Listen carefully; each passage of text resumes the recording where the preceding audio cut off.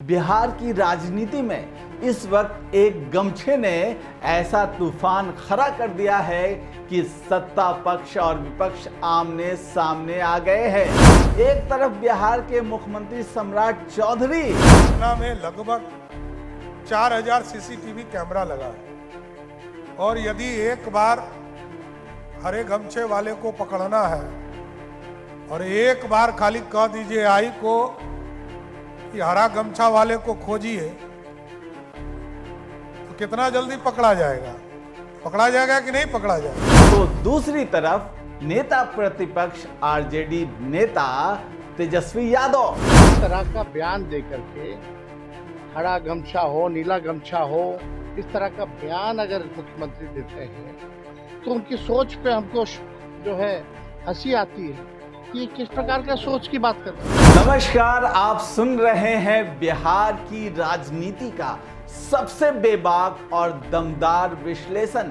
बिहार की राजनीति में इस वक्त एक गमछे ने ऐसा तूफान खड़ा कर दिया है कि सत्ता पक्ष और विपक्ष आमने सामने आ गए हैं। एक तरफ बिहार के मुख्यमंत्री सम्राट चौधरी तो दूसरी तरफ नेता प्रतिपक्ष आरजेडी नेता तेजस्वी यादव और बीच में है हरा गमछा, भगवा गमछा, एआई टेक्नोलॉजी और राजनीतिक टारगेटिंग का बड़ा आरोप। अब आप सोच रहे होंगे कि आखिर एक गमछे पर इतना बड़ा बवाल क्यों?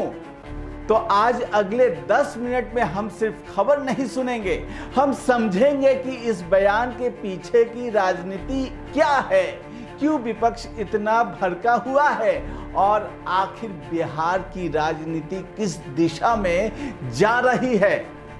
सबसे पहले समझिए, राजनीति में शब्द कभी सिर्फ शब्द नहीं होते।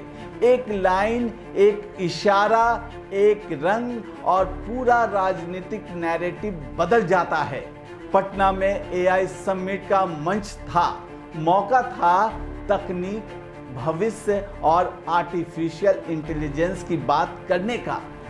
लेकिन अचानक मुख्यमंत्री सम्राट चौधरी ने कहा, पटना में करीब 4000 एआई कैमरे लगे हैं।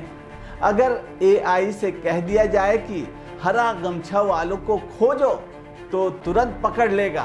बस यही से विवाद शुरू हो गया। हालांकि मुख्यमंत्री ने तुरंत बाद में यह भी कहा कि मैं किसी की तरफ इशारा नहीं कर रहा, लेकिन राजनीति में अक्सर सफाई नहीं, पहला बयान याद रखा जाता है और विपक्ष को मौका मिल गया। अब ये बयान आते ही बिहार की राजनीति में मानो आग लग गई। विपक्ष ने इसे सीधे राजनीतिक निशाना बताया और फिर मैदान में उतरे विपक्ष के नेता तेजस्वी यादव। अब पहले ये समझिए कि बिहार की राजनीति में गमछा सिर्फ कपड़ा नहीं है, ये पहचान है, ये विचारधारा है, ये सामाजिक और राजनीतिक संदेश है। हरे गमछे को अक्सर ग्रामीण राजनीति और किसान पहचान और खास राजनीतिक समूहों से जोड़कर देखा जाता रहा है। वहीं भगवा गमछा हिंदुत्व, राजनीति और भाजपा समर्थक प्रतीकों से जुड़ा माना जाता है। यानी मुख्यमंत्री का बयान सिर्फ टेक्निकल उदाहरण नहीं माना गया, बल्कि उसे राजनीतिक रंग में देखा गया। यही वजह है कि विपक्ष ने तुरंत इसे टारगेटेड पॉलिटिक्स करार दे दिया। अब सुनिए, तेजस्वी यादव ने सिर्फ जवाब नहीं दिया, उन्होंने हमला बोला। उन्होंने कहा कि मुख्यमंत्री के मन में विपक्ष के प्रति नफरत भरी हुई है। बिहार सरकार मुद्दों से भटक चुकी है और जनता के असली सवालों पर बात करने की बजाय बेवजह के मुद्दे उठाए जा रहे हैं। मुख्यमंत्री सम्राट चौधरी जी ने हरे गमछे को लेकर जो बयान दिया है उसे हमें शर्म आती है। बिहार का मुख्यमंत्री अगर इस तरह की सोच रखता है तो समझिए उनके मन में कितनी नफरत है। इस सरकार से कुछ होने वाला नहीं है, इसलिए ये लोग बिना मुद्दे की बातें करते हैं। यानी यहाँ तेजस्वी यादव ने दो बड़े नैरेटिव सेट करने की कोशिश की। पहला नैरेटिव, सरकार विपक्ष को डराना चाहती है। दूसरा नैरेटिव, कानून व्यवस्था के नाम पर राजनीतिक पहचान के आधार पर निशाना बनाया जा रहा है।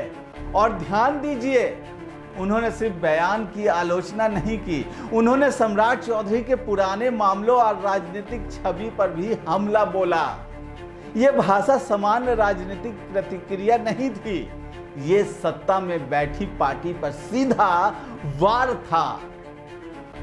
अब सवाल उठता है, एआई समिट जैसे मंच पर ऐसा बयान क्यों राजनीति में मंच बहुत मायने रखता है। अगर यही बात चुनावी रैली में कही जाती तो शायद इतना विवाद नहीं होता, लेकिन एआई टेक्नोलॉजी और मॉडर्न गवर्नेंस के मंच पर हरा गमछा खोजने की बात कहना विपक्ष को मौका दे गया। वो इसे निगरानी राजनीति यानी सर्विलांस पॉलिटिक्स का मुद्दा बना दे। विपक्ष अब ये नैरेटिव बना रहा है कि सरकार टेक्नोलॉजी का इस्तेमाल अपराध रोकने से ज्यादा राजनीतिक पहचान ट्रैक करने में करना चाहती है। और ये बात आज के दौर में बहुत संवेदनशील हो जाती है, क्योंकि लोग पहले ही डेटा प्राइवेसी, डिजिटल निगरानी और सरकारी कंट्रोल जैसे मुद्दों पर चर्चा कर रहे हैं। हालांकि मुख्यमंत्री सम्राट चौधरी ने बाद में कहा कि मैं किसी की तरफ इशारा नहीं कर रहा, लेकिन राजनीति में अक्सर पहली लाइन याद रहती है, सफाई नहीं। और यही विपक्ष की ताकत बनती है। देखिए, नेता जब मंच पर बोलते हैं तो हर शब्द का राजनीतिक अर्थ निकाला जाता है, खासकर बिहार जैसे संवेदनशील राजनीति में, जहां जाति, प्रतीक और पहचान बेहद गहराई से जुड़े हैं।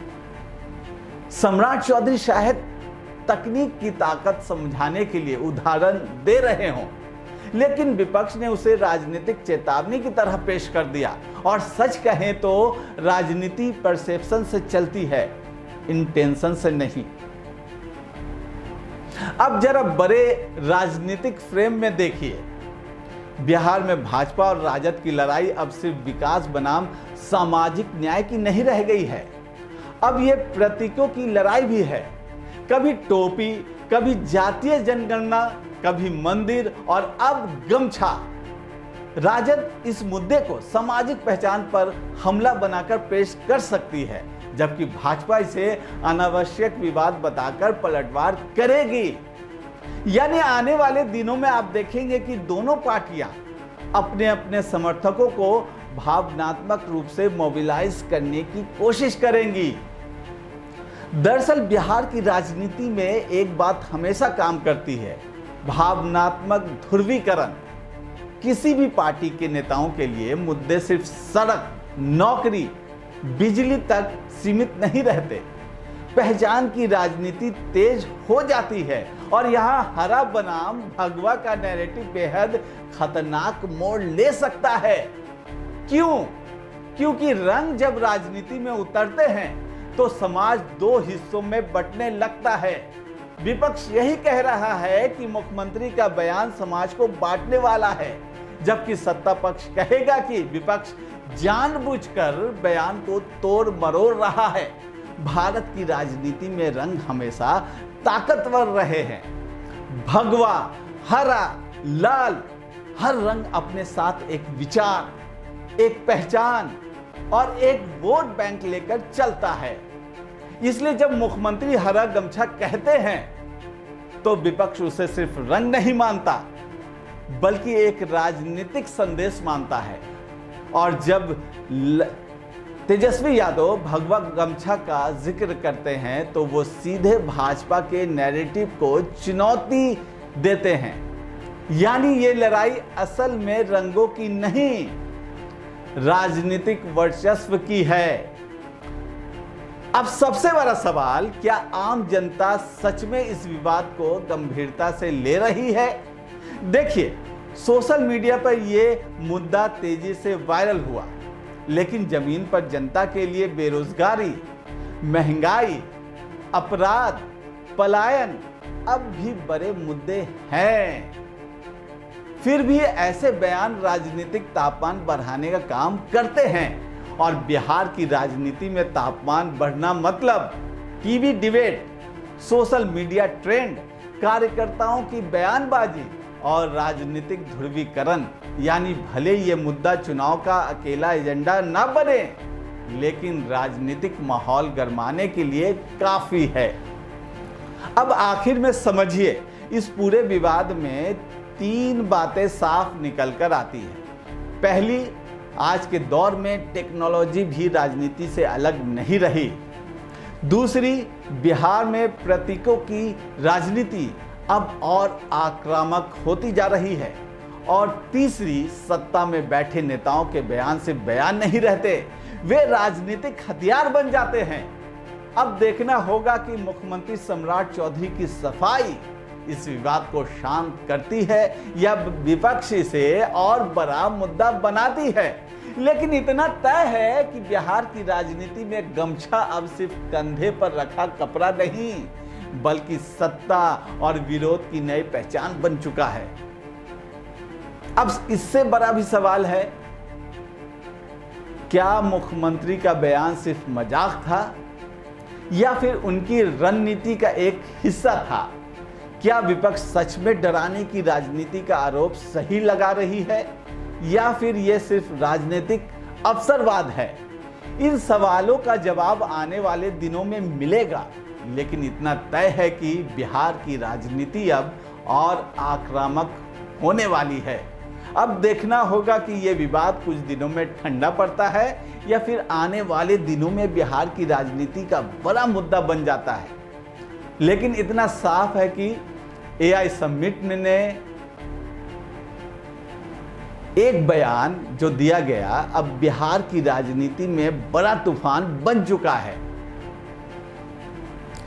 अब आने वाले दिनों में इस बयान का क्या असर होता है और नेताओं के बयानों के तीर और कितने तेज से चलते हैं और फिर पलटवार क्या होता है, ये आने वाले वक्त में अभी और देखने को मिलेगा। इंतज़ार कीजिए, हमारी हर खबर पर नज़र है, हर बयान पर नज़र है। अगर आपको ये हमारा विश्लेषण पसंद आया हो तो इस पॉडकास्ट को शेयर जरूर करें।